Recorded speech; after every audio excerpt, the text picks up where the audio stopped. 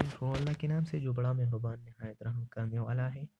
अच्छा स्टूडेंट्स, इंशाल्लाह हम 8 यूनिट जो fundamental of nursing second semester के हैं, तो हम पढ़ेंगे कंसेप्चुअली। ठीक है, तो इसमें ज़्यादा कंसेप्ट है, तो आप अपनी कंसेप्ट रेडी कर ले। ठीक है, तो अगर आप इस यूट्यूब के नर्सिंग लेक्चर अहमद पे नहीं है तो सब्सक्राइब कीजिए और लाइक कीजिए, हमारे लिए मोटिवेशन होती है। ठीक है, तो हम इंशाल्लाह पढ़ेंगे ह्यूमन रिस्पांस टू इलनेस। ठीक है, तो डिफिनीशन ऑफ हेल्थ क्या है?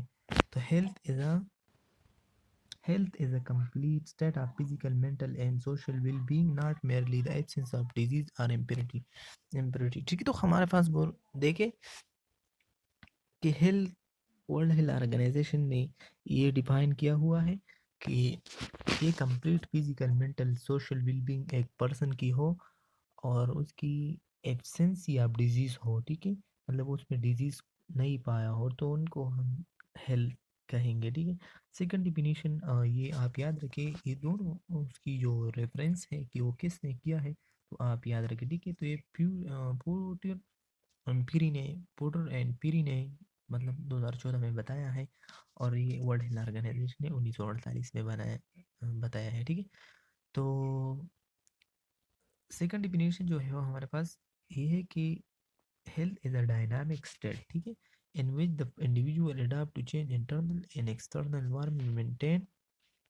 Maintain state of well being. ठीक है, तो हमारे पास हेल्थ जो है वो हमारे पास डायनामिक स्टेट है। ये पोर्टर एंड पीरी ने बताया है कि ये डायनामिक स्टेट है। डायनामिक का मतलब ये है कि ये चेंज होते जाते हैं, मतलब ये डिपेंड करते हैं इंटरनल और एक्सटर्नल एनवायरनमेंट पे। तो बिल्कुल ये तो जाहिर ही बात है। ठीक है, कि इंटरनल और एक्सटर्नल एनवायरनमेंट पे क्या करते हैं, डिपेंड करते हैं।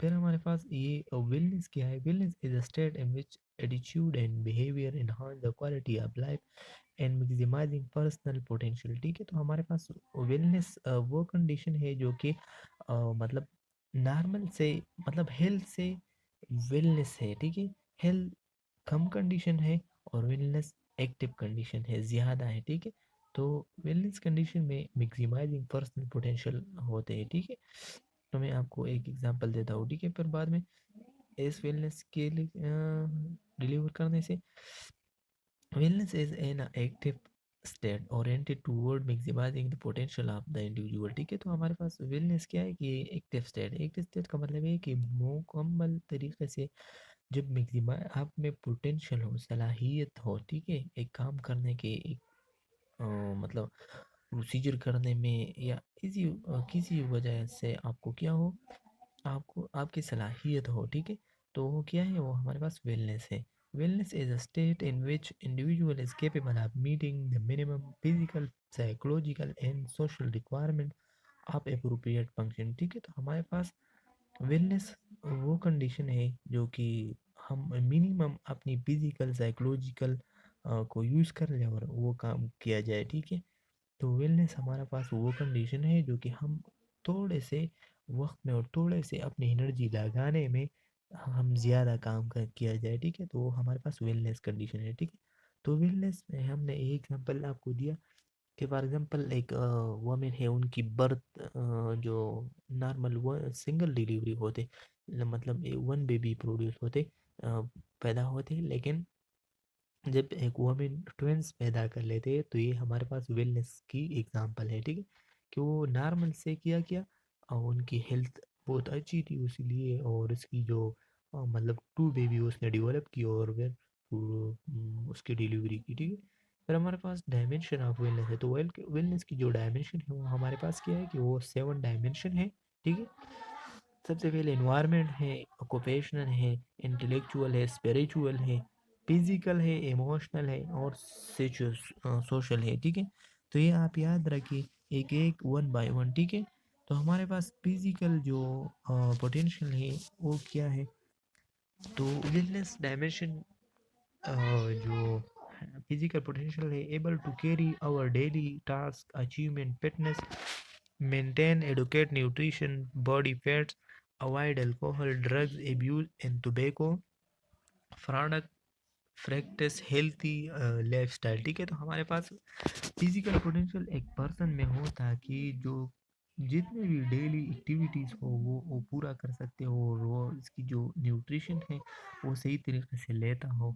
ठीक है, तो ये हमारे पास क्या है कि फिजिकल पोटेंशियल हो। ठीक, आप आसान ये याद कर ले कि जितने भी डेली एक्टिविटीज हो अगर वो एक पर्सन करते हैं, ठीक है, और कंप्लीट कर लेते हैं, तो उनको उनकी जो फिजिकल पोटेंशियल है वो क्या है, वो वेलनेस की तरफ जाते हैं। ठीक है, फिर हमारे पास जो सोशल पोटेंशियल है, social potential able to interact successfully with people in one environment to develop and maintain intimacy with other to develop respect and tolerance about difference opinion belief। ठीक है, तो हमारे पास सोशल पोटेंशियल वो है कि एक person की क्या हो, जो उनकी इंटरेक्शन सक्सेसफुली जो सोशल में कितने भी लोग हैं उनसे गहरी ताल्लुकात हो, अपने पड़ोसों से, अपनी कुलीग से, अपनी जो क्लास फेलो से। ठीक है, तो ऐसे एक बंदा को अपनी इंटीमेसी होनी चाहिए। ठीक है, अगर एक पर्सन की उससे कोई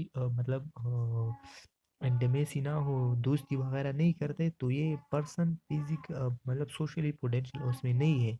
अगर एक पर्सन वो रिलेशनशिप बरकरार रखते हैं तो उसमें क्या है, उसमें ये कैपेबिलिटी है। ठीक है, वो सोशल पोटेंशियल हो। ठीक है, फिर हमारे पास इमोशनल पोटेंशियल है, तो वो emotional potential ability to maintain to manage stress, experience emotional appropriate and accept limitation. ठीक है, तो हमारे पास इमोशनल पोटेंशियल उसमें ये हो कि वो किसी तरह का भी कोई भी स्ट्रेस उस पे आ जाए तो वो क्या करे, उसको मैनेज किया जाए।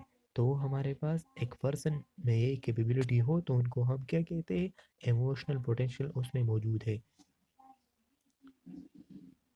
फिर हमारे पास इंटेलेक्चुअल पोटेंशियल है, तो ability to learn and use information effectively for personal development and maintaining new challenges. ठीक है, पर एक पर्सन ऐसा हो कि वो न्यू मतलब इंटेलेक्चुअल का मतलब है कि एक पर्सन ऐसा हो कि वो न्यू लर्निंग के मूड में हो, हर वक्त वो इस तलाश में होते हैं कि हम कोई नया जो है वो क्या करें, लर्न करें। तो इसमें इंटेलेक्चुअल पोटेंशियल भी है। ठीक है, environmental potential ability to promote health measure to enhance standard of living in quality of life in community। ठीक है, तो एनवायरमेंटल पोटेंशियल ये है कि एक पर्सन का हेल्थ और उसकी जो हेल्थ की एनहांसमेंट होती है लाइफ एक कम्युनिटी में, वो अपनी जो परफेक्ट हेल्थ से सरवाइव कर लेते हैं और उसमें भी प्रमोशन कर लेते हैं।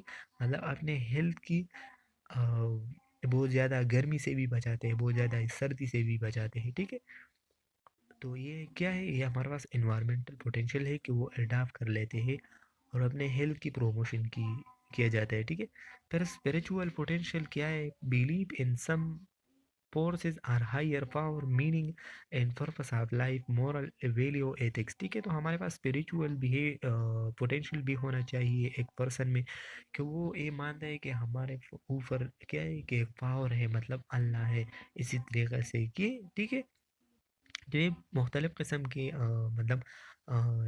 एक्सटेंशलिज्म बिलीव होते हैं कि वो कोई मानोतेलिज्म की भी बिलीव रखते हैं, कोई पोलिटेरिज्म, कोई एथेइस्टिक होते हैं। ठीक है, तो ये हर चीज़ ही का अपना होता है, लेकिन ये बिलीव रखते हैं कि अ, हमारा एक नतीजा भी होगा अपना, हमारी ज़िंदगी भी। ठीक है, मतलब दोस्त ऑफ जन्नत वो ये चीज़ें सब। ठीक है, तो स्पिरिचुअल वो रूहानी तौर पे भी अपने ऊपर एक चीज़ को, एक पावर को मानते हैं। ठीक है, फिर हमारे पास ऑक्यूपेशनल पोटेंशियल वो है the ability to achieve a balance between work and leisure time. मतलब ये फारिग टाइम जो फ्री टाइम होते हैं, लीजियर टाइम, फ्री टाइम और वर्क टाइम, वो क्या कराते हैं उनमें बैलेंस बैलेंस करा देते हैं कि हमारा फ्री टाइम कितना है और जो वर्किंग पे हम टाइम लगाते हैं वो कितने हैं। ठीक है, तो आपका ये हक बनते है कि हम आपको टाइम देते हैं, मतलब ये लेक्चर सही तरीके से तैयार कर लेते हैं, फिर आपको बताते हैं, फिर एमसीक्यूज भी आपको पॉइंट आउट कराते हैं। तो आपका यह हक बनते हैं कि यूट्यूब चैनल को सब्सक्राइब कीजिए, शेयर कीजिए और लाइक कीजिए, ठीक है। A person belief about education, employment and home influence personal satisfaction and relationship with other, ठीक है। तो हमारे पास किया है कि वो अपने जॉब के बारे में, एजुकेशन के बारे में क्या करें, एक उसमें पोटेंशियल होते हैं कि हम किसी तरीके से उसमें अच्छे से अच्छा स्कोर कर ले, ठीक है। फिर हमारे पास concept of illness and disease, disease और इलनेस के दोनों के कंसेप्ट हम पढ़ेंगे। Disease can be describe as an alternation in the body function resulting in a reduction of capacity और stunting of the normal life span, ठीक है। तो हमारे पास डिजीज वो है जो हमारे पास नॉर्मल फिजियोलॉजिकली स्ट्रक्चरली जब हमारे बॉडी जो है वो इफेक्ट किया जाए, ठीक है, और नॉर्मल जो वर्किंग है उनकी कैपेसिटी को कम किया जाए, ठीक है। A disease is a pathological condition that impair normal body structure and function, ठीक है। जब नॉर्मल स्ट्रक्चर और फंक्शन में चेंज किया जाए तो उनको हम डिजीज कहते हैं। फिर हमारे पास इलनेस क्या है कि illness a broader term than use to describe a person who is in a poor state of health. Illness is not always due to disease, ठीक है। तो हमारे पास इलनेस क्या है कि इलनेस ऑलवेज, ये इलनेस फीलिंग होते हैं, सिर्फ एक पर्सन को अपनी इलनेस की फीलिंग होते, उनको पता नहीं होता कि हम बीमार हैं या नहीं है, ठीक है। तो डिजीज से मतलब इलनेस ब्रॉडर टर्म है और डिजीज नैरो टर्म है, ठीक है। तो illness is not always to disease. अगर एक पर्सन इलनेस में हो तो वो डिजीज की वजह से नहीं होते, ठीक है। वो अपनी जो वेहम की वजह से, साइकोट्रिक की वजह से भी हो सकते हैं। Illness the unique response of a person to a disease, ठीक है। तो हमारे पास जब एक पर्सन डिजीज में मुब्तला होने जाते हैं तो वो अर्लियर स्टेज में उनको इलनेस फीलिंग हो जाती है, ठीक है, कि कोई भी हमारे अंदर गड़बड़ हो रहा है। It is an abnormal highly personal and subjective feeling in which individual physical, emotional, intellectual, social development, spiritual function is thought to be diminished or impaired, ठीक है। तो ये एमसीक्यूज के लिए याद रखिए, ये पूरा जो स्टेटमेंट्स होगा तो ये आपको कहेंगे कि जब इंटेलेक्चुअल, सोशल, स्पिरिचुअल जब आप डिमिनिश हो जाए, ख़राब हो जाए, इम्पेयर हो जाए तो उसको हम क्या कहते हैं, इलनेस कहते हैं, ठीक है। Illness is a condition characterized by deviation from the normal health status which is manifested by physical psychological symptom, ठीक है। तो कोजायर ने बताया है कि इलनेस हमारे पास जब नॉर्मल कंडीशन से हम क्या हो जाए, डिविएट हो जाए, मतलब कम किया जाए, ठीक है। मतलब हमारा हेल्थ कंडीशन कम हो जाए तो या तो फिजिकल और साइकोलॉजिकल सिम्टम दोनों हो जाए, दोनों है, ठीक है। जब वो जाहिर होते हैं तो वो क्या हो जाता है, हमारे पास ये इलनेस है। Illness is a state in which a person physical, intellectual, social, spiritual, functional, ये सब चीज़ें जब डिमिनिश और इम्पेयर हो जाते हैं compare with the previous experience, तो ये हमारे पास क्या है, इलनेस है। लेकिन ये किसने किया है, ये पोर्टर एंड पियरी ने की है। ये डिफिनीशन याद रखे और इसकी जो अतर हो वो भी याद रखें। फिर हमारे पास वेरिएबल है, तो वेरिएबल अफेक्टिंग इलनेस बिहेवियर, हमारे पास टू मेन वेरिएबिलिटी होते हैं, ठीक है। तो ये आप एमसीक्यूज के लिए याद रखिए कि कितनी वेरिएबल फैक्टर होते हैं हमारे इलनेस बिहेवियर पे, टू होते हैं, ठीक है। एक इंटरनल है, एक एक्सटर्नल है, ठीक है। तो इंटरनल की अपनी करेक्टरिस्टिक है, तो ये आप याद रखें। तो एक इंटरनल जो करेक्टरिस्टिक ऑफ वेरिएबिलिटी है, तो हमारे पास इंटरनल जब परसेप्शन ऑफ सिम्टम इंसान को हो तो ये इंटरनल वेरिएबिलिटी, ठीक है। नेचर ऑफ इलनेस हो, मतलब इलनेस का नेचर क्या है, ये भी इंटरनल वेरिएबिलिटी और कैरेक्टरिस्टिक ऑफ अ पर्सन, ठीक है। तो खुसूसियत, पर्सन की खुसूसियत, ये भी इंटरनल वेरिएबिलिटी है, ठीक है। ये एक पर्सन को खुद तो ये आप इसी तरीके से याद रखिए, ठीक है, कि इंटरनल वेरिएबिलिटी में हमारे पास ये तीनों आते हैं। फिर हमारे पास जो एक्सटर्नल वेरिएबिलिटी है तो उसमें आते हैं कि visibility of symptom, social group आते हैं, cultural value and believe, economics, visibility and accessibility of health care system, ठीक है। तो ये सब जो है वो हमारे पास क्या है कि ये इफेक्ट करते हैं आपकी इलनेस बिहेवियर पे, तो ये इसी तरीके से ये आप याद रखिए, ठीक है। एक्सटर्नल वेरिएबिलिटी आपको एमसीक्यूज ये ऐसे दिया गया हो कि एक्सटर्नल वेरिएबिलिटी का इंडिकेशन क्या है, तो आपसे 3 दिया हुआ है और ऑल ऑफ दिस आपको दिया हो कि 3 जो है वो हमारे पास, ठीक है। तो हमारे पास क्या होता है कि ये उसने आपको ये 3 ऑप्शन दिया हुआ है कि visibility of symptom, social group, cultural value या ऑल ऑफ दिस। तो आपने ऑल ऑफ दिस को सेलेक्ट करना है, लेकिन आप इस वक्त करते हैं कि आपको ये भी आता हो एक्सटर्नल वेरिएबिलिटी और इंटरनल वेरिएबिलिटी दोनों आता हो, ठीक है। फिर हमारे पास टाइप्स ऑफ इलनेस, तो इलनेस की 2 टाइप्स है। एक्यूट इलनेस है, जनरली है the rapid onset of symptom and last only for a relatively short time, ठीक है। एग्जाम्पल उसका ये है कि अपेंडिक्स, नमूनिया, डायरिया है, कॉमन कोल्ड। तो ये आप याद रखिए ज़रूर, ठीक है। आपको ये भी आया हो कि एक्यूट इलनेस क्या क्या है, ठीक है। तो अपेंडिक्स, नमूनिया और डायरिया, कॉमन कोल्ड, ये क्या है कि स्मॉल टाइम्स के लिए आते हैं और फिर उनको ट्रीट किया जाता है और ख़त्म हो जाते हैं। क्रोनिक इलनेस जो है हमारे पास a broader term that encompass many different physical mental alternation, ठीक है। जब एक पर्सन की मेंटल और हेल्थ की अल्टरनेशन हो जाती है तो ये हमारे पास क्रोनिक इलनेस में कन्वर्ट होते हैं। It is a permanent change, फिर क्या हो जाते हैं उसमें परमानेंट चेंज आ जाते हैं। आपको पता है ना कि जब क्रोनिक कंडीशन में एक पर्सन चले जाते हैं तो उनकी परमानेंट चेंज आ जाती है। हर किसी कंडीशन के, अगर किडनी हो तो किडनी फेल हो जाती है, अगर अर्थराइटिस हो तो जॉइंट की मुकम्मल साइनाविल फ्लूइड खत्म हो जाती है, ठीक है। एट का क्या करते हैं कि eight cause is caused by irreversible alternation in normal anatomy physiology, ठीक है। तो एक क्रोनिक इलनेस में उनकी जो एनाटमी फिजियोलॉजी हो जाती है वो इरिवर्सिबल हो, वो रिवर्स नहीं होते, वो फिर ख़त्म हो जाती है, कम्प्लीटली सीसेस हो जाती है, ठीक है, स्टॉप हो जाते हैं। It is required special patient, मतलब special patient education for rehabilitation. तो क्रोनिक इलनेस पर्सन के लिए स्पेशल एजुकेशन होना लाजमी है, ठीक है। फिर हमारे पास required long long period of care और सपोर्ट, ठीक है। तो इसकी जो एग्जांपल है वो हमारे पास डायबिटिक्स मेलाइटिस पेशेंट, एक क्रोनिक पेशेंट होगा। क्रोनिक अब्सर क्रोनिक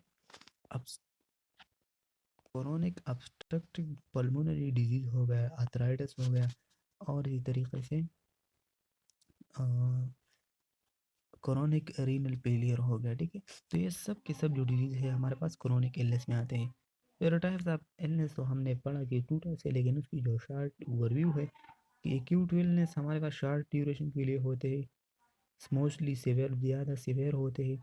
फिर abruptly start subset in relatively short period of, मतलब लेस देन 6 मंथ का होता है एक्यूट इलनेस, ठीक है। और जो मोर, फिर जो क्रोनिक है, persistent for more than 6 months may affect function of the body in any dimension, ठीक है, up to the level of disability, ठीक है। तो ये क्या करा देते हैं कि मतलब डिसेबिलिटी काज कर देते हैं, फिर मेजर हेल्थ प्रॉब्लम को काज कर लेते हैं, ठीक है। फिर हमारे पास इलनेस बिहेवियर क्या है, तो उसमें मुख्तलिफ कस्म की स्टेजेस भी आ जाती है, ठीक है। तो illness behaviour refer to the way in which symptoms are perceived, evaluated, and acted upon by a person who recognizes some pain, discomfort, and or other sign of organic malfunction, ठीक है। तो हमारे पास इलनेस बिहेवियर वो behaviour है जो कि अब पहले से आपको परसीव हुआ हो, ठीक है। मतलब evolve perceive evolve act upon a person recognise, मतलब इलनेस बिहेवियर ये है कि पहले से आपको थोड़ा थोड़ा पेन भी होगा और आपको फीलिंग भी होगी, ठीक है। और आपको थोड़ा साइन और उसकी जो माल फंक्शन आपको नज़र आता होगा, ठीक है। तो वही है कि इलनेस बिहेवियर है। A coping mechanism involve way individual describe, monitor, interpret their symptom, take remedial action and use healthcare system। तो फिर हम उसकी कोपिंग के लिए हम मुख्तलिफ किस्म की मेडिकेशन और होम रेमेडी यूज़ कर लेते हैं, ठीक है, ताकि उनके सिम्टम को कम किया जाए। The way the sick person act as a illness behaviour, ठीक है। तो जब एक पर्सन सिक में होगा ना तो वो क्या कर लेते हैं, इलनेस में मुब्तला हो जाते हैं। फिर उसके एमसीक्यूज में ये सबसे बहुत ज़्यादा इंपॉर्टेंट है, एमसीक्यूज में आते हैं, ठीक है, कि स्टेज ऑफ इलनेस बिहेवियर कितने हैं। तो ये एडवर्ड चेशमन ने बात बनाया, मतलब बताए हैं कि एडवर्ड चेशमन। तो ये आप याद रखें कि 5 स्टेजेस है, ठीक है, इलनेस बिहेवियर के। When a person experience illness, she generally pass through 5 stage of illness behavior, ठीक है। जब एक पर्सन को इलनेस बिहेवियर का पता हो, मतलब इलनेस बिहेवियर में मुब्तला होता है, तो ये 5 स्टेज को क्रॉस किया जाए, ठीक है। फिर उसके बाद उनको ये पता चलता है कि ये हमारे पास इलनेस बिहेवियर अकर होते हैं, ठीक है। लेकिन ये तो मतलब साइंटिस्ट ने एक रिव्यू दिया है, ठीक है।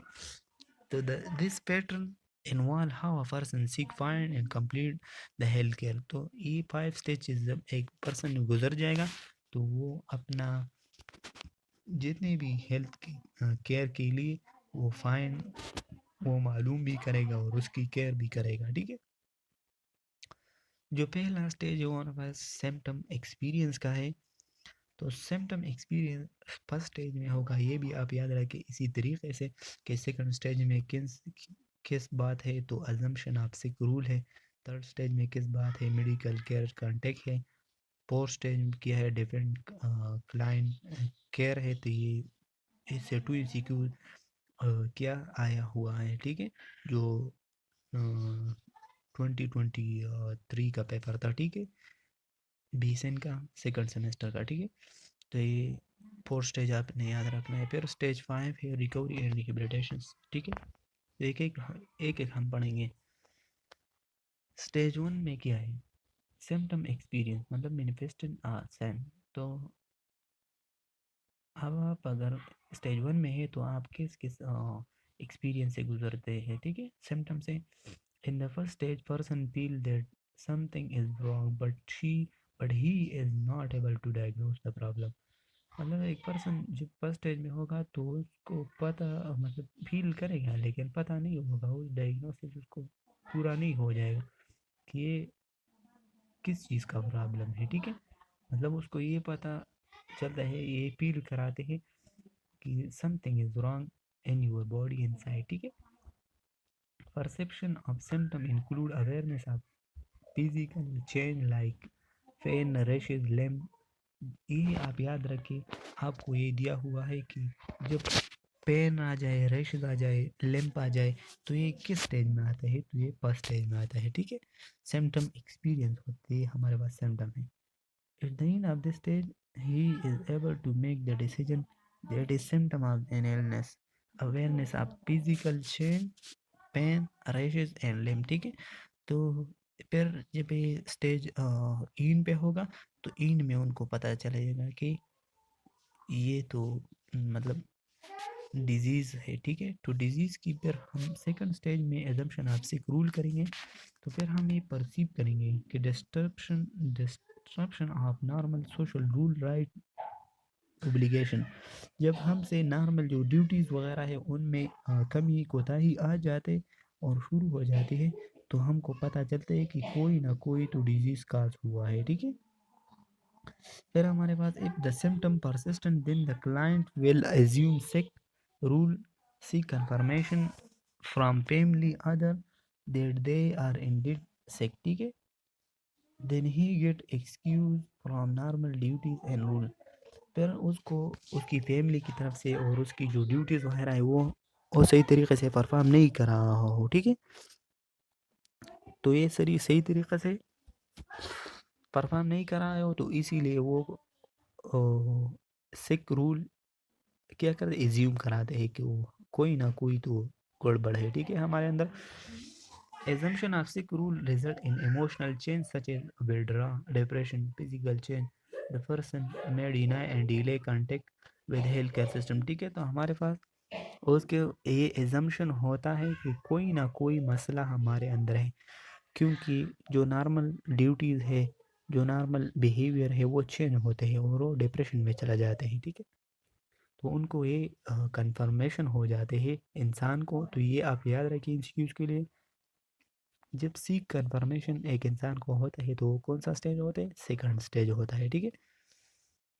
Accept sick role and sick confirmation, self treatment, excuses हो जाती है एक अपने वर्क के बारे में, ये हम नहीं करते हुए ये वो, ठीक है। इमोशनल रिस्पॉन्स होते हैं कि वो इरिटेबल हो जाती है। फिर हमारे पास illness persistent seek professional help होते हैं, ठीक है। फिर हमारे पास आते हैं कि स्टेज 3 में हम क्या करेंगे, मेडिकल केयर से कांटेक्ट करेंगे। At this stage the client knowledge the illness and seek explanation of causes duration illness and it is complication, ठीक है। तो हम स्टेज 3 में क्या करेंगे कि मेडिकल केयर से कांटेक्ट करेंगे कि जो डिजीज़ काज और डिजीज़ की काज और उसकी ड्यूरेशन ये हम इससे और इसकी कॉम्प्लिकेशन से एक मेडिकल केयर जो है वो मतलब डॉक्टर हम आगाह करेंगे। पर हम उनसे अपनी हेल्थ के बारे में आगाही लेते हैं, ठीक है। हेल्थ प्रोफेशनल में determine whether the client is ill or not. फिर प्रोफेशनल जो हेल्थ प्रोफेशनल जो है वो क्या करते हैं, वो मतलब ये कंफर्मेशन ये डिटरमाइन करते हैं कि आप बीमार है या नहीं है।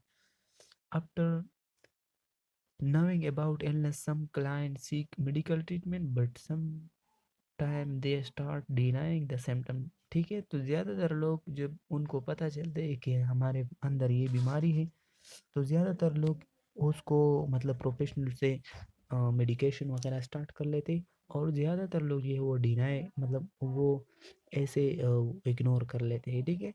सीख प्रोफेशनल एडवाइस, वो प्रोफेशनल से अपने सिकनेस के बारे में सीख कर लेते हैं, मतलब सीखते हैं। फिर हमारे पास एक्सेप्ट और डिनाई डायग्नोसिस। फिर ये बहुत ज़्यादा लोग या तो एक्सेप्ट कर लेते हैं या डिनाई कर लेते हैं अपने diagnosis. Follow the treatment plan, और फिर उसको फॉलो अप जो ट्रीटमेंट है वो प्लान में बना देते हैं अगर वो एक्सेप्ट कर लेते हैं साइन और सिम्टम और ड्यूरेशन और कॉम्प्लिकेशन। फिर हमारे पास 4 स्टेज डिपेंडेंट स्टेज है, increase attention and escape for work responsibility. After accepting the diagnosis client become dependents upon health care professional to get treatment, ठीक है। तो हमारे पास जो स्टेजेस होते हैं ना, 4 स्टेजेस में हमारे पास मुकम्मल तरीके से उससे जो वर्क रूल एंड रिस्पॉन्सिबिलिटी होते हैं वो ख़त्म हो जाती है, ठीक है। फिर वो किसके डिपेंडेंसी में हो आ जाते हैं, क्लाइंट के, ठीक है, मतलब सॉरी प्रोफेशनल हेल्थ केयर के और नर्सेस के डिपेंडेंसी में आ जाते हैं, मतलब पूरा वो डिपेंड करते हैं नर्सेज और फिजिशियन पे। Here, here the client accept the care, sympathy, protection from the demand of stress of life, ठीक है। तो फिर वो एक्सेप्ट कर लेते हैं कि बिल्कुल हम क्या है कि एक क्लाइंट की हर किसी की मतलब किसी की किसी तरह का भी वो कोई डिमांड करते हैं तो वो हम क्या करें एज अ प्रोफेशनल नर्स और जो फिजिशियन होते हैं वो एक्सेप्ट कर लेते हैं, क्योंकि उसकी लाइफ की क्या होते हैं सवाल होते हैं, इसीलिए डिपेंडिंग फॉर प्रोफेशनल हेल्प। फिर वो डिपेंड होते हैं प्रोफेशनल हेल्प पे, accept their dependency on the primary care provider. और प्राइमरी केयर प्रोवाइडर पे वो टोटली क्या होते हैं, डिपेंडेंट होते हैं। को वॉशरूम में भी उसकी हेल्प पे जाते हैं, वो खाना भी उसकी हेल्प से मतलब वो मुंह में डालते, फिर उस सब चीज़ें नर्स के डिपेंडेंसी होती है, ठीक है। फिर हमारे पास जो स्टेज 5 है तो वो हमारा रिकवरी एंड रिहेबिलिटेशन है कि various dependent on the types of illness. This is the stage when the symptom of pain of the illness get subsiding, the person starting regaining original health status, ठीक है। तो फिर हमारे पास 5 stage में वो उसकी रिकवरी हो जाती है और उसकी जो रिहेबिलिटेशन है वो आ जाती है, ठीक है, और वो ओरिजिनल हेल्थ में वो वापस रीगेन होते हैं।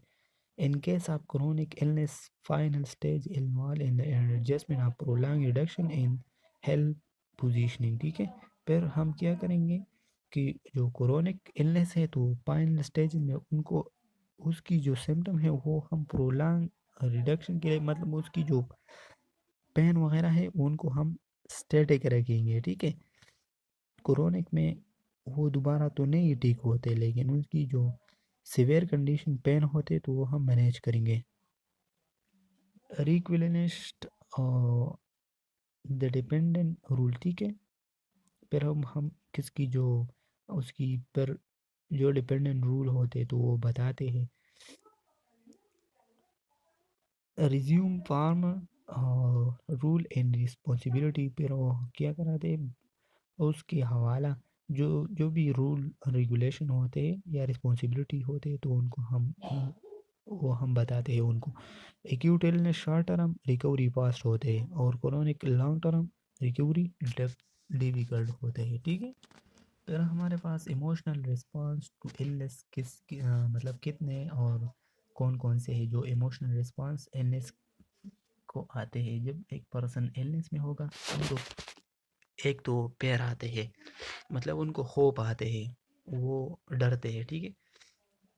फिर उनको ओवर डिपेंडेंसी या फीलिंग ऑफ हेल्पलेसनेस होते हैं मतलब वो मुकम्मल है हेलुसिनेशन में आ जाते हैं कि हम हमारा कोई मदद नहीं करेगा और पूरा के पूरा दूसरे पे डिपेंडेंट होते हैं जब वो एक पर्सन इलनेस कंडीशन में होगा और वो इमोशनल रिस्पांस शो करेगा। फिर उसकी जो वो एंजाइटी में भी चलेगा, ठीक है। फिर जो मेंटल इलनेस है वो भी अगर होगा फिर उसकी जो होप होगा वो कि मतलब होप भी होप में भी चलेगा। एंगर भी होगा और हॉस्टाइल भी होगा मतलब वो मुखालिफत भी बहुत ज़्यादा करेगा और गुस्सा भी ज़्यादा करेगा, ठीक है। इम्पैक्ट हैप्पीनेस तो इम्पैक्ट हैप्पीनेस टू है, ठीक है। एक तो impact happiness on the client पे होगा, इस इलनेस की इम्पैक्ट एक तो क्लाइंट पे होगा और दूसरा इम्पैक्ट उसकी क्लाइंट और फैमिली पे दोनों पे होगा, ठीक है। तो फिर हम as a nurse illness condition में एक क्लाइंट के लिए सपोर्ट कैसे देंगे, ठीक है। During the illness family support भी देंगे कि उसकी फैमिली को भी काउंसल करेंगे कि उसको ऐसे ऐसे रहना है, ठीक है, ताकि उसकी इलनेस की सेंसेशन ना हो। हेल्थ केयर गिवर सपोर्ट भी देंगे, कम्प्लीमेंट्री एंड अल्टरनेटिव मेडिसिन भी देंगे ताकि उनकी रिलीफ आ जाए, ठीक है। फेथ हीलिंग भी देंगे मतलब उसको हम क्या करेंगे उनकी जो मतलब जो ईमानी जज्बा होते तो उनकी तरह भी हम स्पिरिचुअल सपोर्ट भी उनके देंगे और होम्योपैथी भी करेंगे मतलब होम रेमेडी भी यूज़ करेंगे, ठीक है। तो ये ऐसा तो गाइस इंशाल्लाह ये फर्स्ट पार्ट जो ह्यूमन इलनेस रिस्पॉन्स में हमने बनाया और बहुत एक्सप्लेनेशन से किया, ठीक है। लेकिन ये वीडियो जो है वो लॉन्ग होने जा रही है इसीलिए हम सेकंड पार्ट में जो बाकी लेक्चर है वो रिकॉर्ड करेंगे। तो अगर आप केम्यू नर्सिंग लेक्चर अहमद के यूट्यूब चैनल सब्सक्राइब नहीं किया हो तो सब्सक्राइब कीजिए और लाइक कीजिए।